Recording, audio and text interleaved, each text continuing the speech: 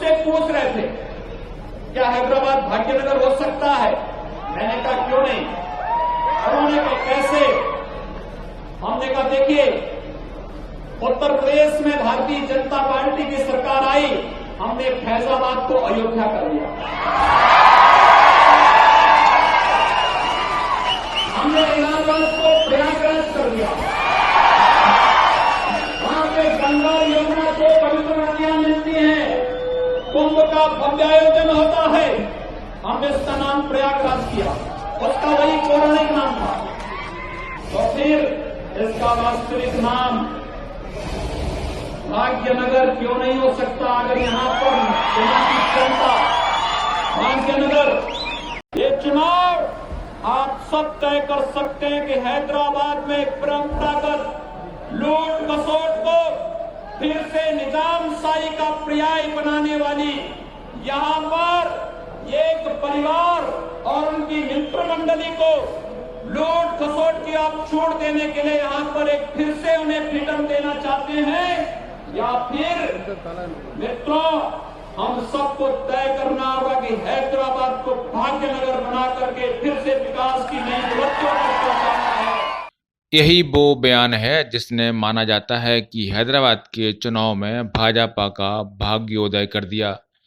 यही वो बयान है जिस भाजपा के प्रवक्ता संबित पात्रा ने ट्वीट किया था, जिसमें भाग्य लक्ष्मी की तस्वीर थी और लिखा था भाग्यनगर। ग्रेटर हैदराबाद नगर निगम के चुनाव में यूं तो तेलंगाना राष्ट्र समिति, ऑल इंडिया मजलिस ए इत्तेहादुल मुस्लिमीन, तेलुगु देशम पार्टी और कांग्रेस जैसी पार्टियां हैं, मगर सबकी नज़रें भाजपा पर टिकी हुई हैं। उसकी वजह साफ तौर पर चुनाव परिणाम में भी देखी जा सकती है, जहां बीजेपी बड़ा उलटफेर करने में कामयाब साबित हुई है। 150 सदस्यों वाले निगम में बीजेपी को 48 सीटों पर सफलता मिली है। एक समय तो ऐसा था कि भाजपा 88 सीटों पर आगे चल रही थी और पूरी संभावना दिख रही थी कि इस बार हैदराबाद में मेयर भाजपा का ही होगा। भाजपा को हैदराबाद में मेयर बनाने का मौका भले ही ना मिला हो, पर भाजपा के लिए दक्षिण भारत के दरवाजे जरूर पूरी तरह से खुल गए हैं। भाजपा ने ग्रेटर हैदराबाद नगर निगम चुनाव में अपने स्टार प्रचारक और उत्तर प्रदेश के मुख्यमंत्री योगी आदित्यनाथ को प्रचार के लिए उतारा था। योगी के रोड शो के दौरान हैदराबाद की सड़कों पर भारी भीड़ देखने को मिली।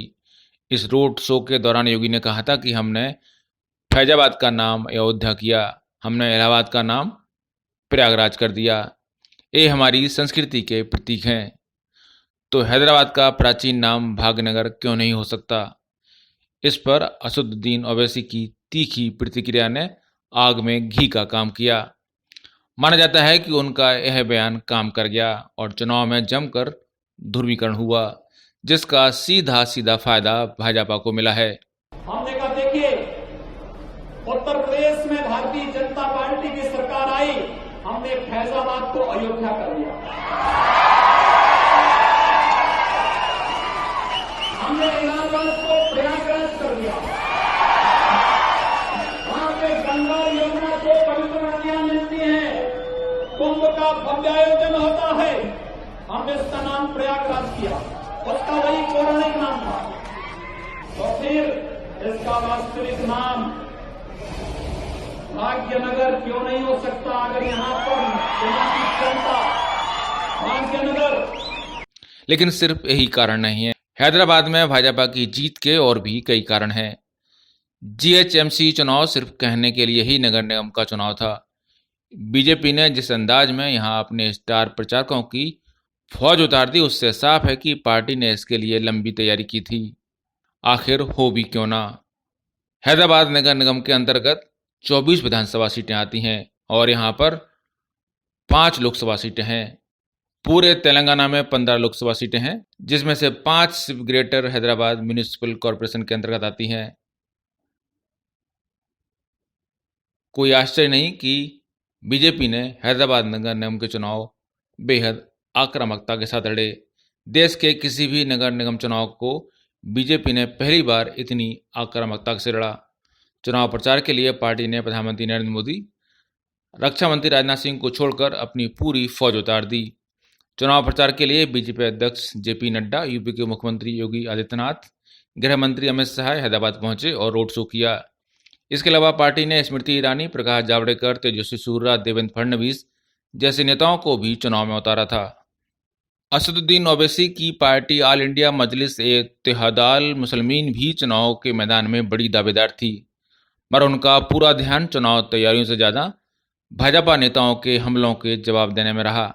यही कारण है कि जो AIMIM पिछले 2 चुनाव में क्रमशः 43 और 44 सीटों पर जीती थी, इस बार फिर उनको सिर्फ 44 सीटों पर ही संतोष करना पड़ा है।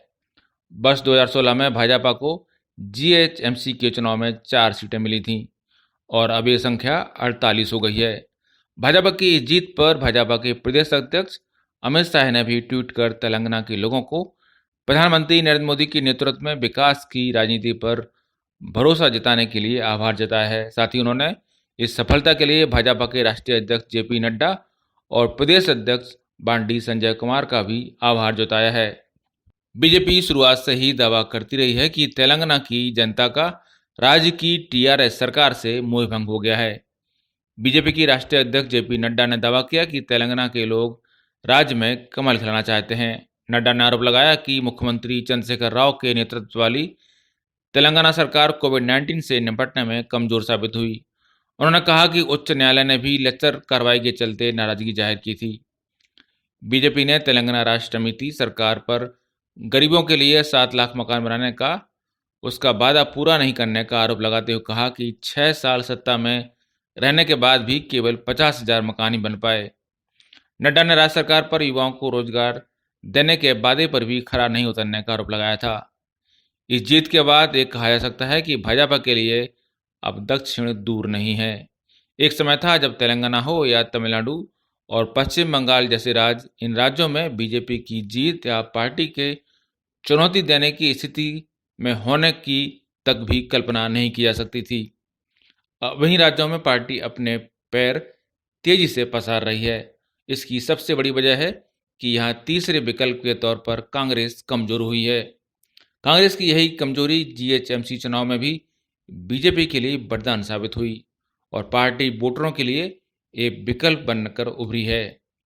जिस कांग्रेस को 2009 के चुनाव में, जी हाँ, GHMC इलेक्शन चुनाव में 52 सीटें थीं, वह 2016 में सिर्फ 2 सीटों पर सिमट गई थी। 2020 के GHMC चुनाव परिणाम में भी कांग्रेस को 2 ही सीटें मिली हैं और लोगों ने बड़े पैमाने पर भाजपा पर एक विकल्प के रूप में भरोसा जताया है और ये बीजेपी की सफलता का एक बड़ा कारण है। ब्यूरो रिपोर्ट, पत्रिका TV।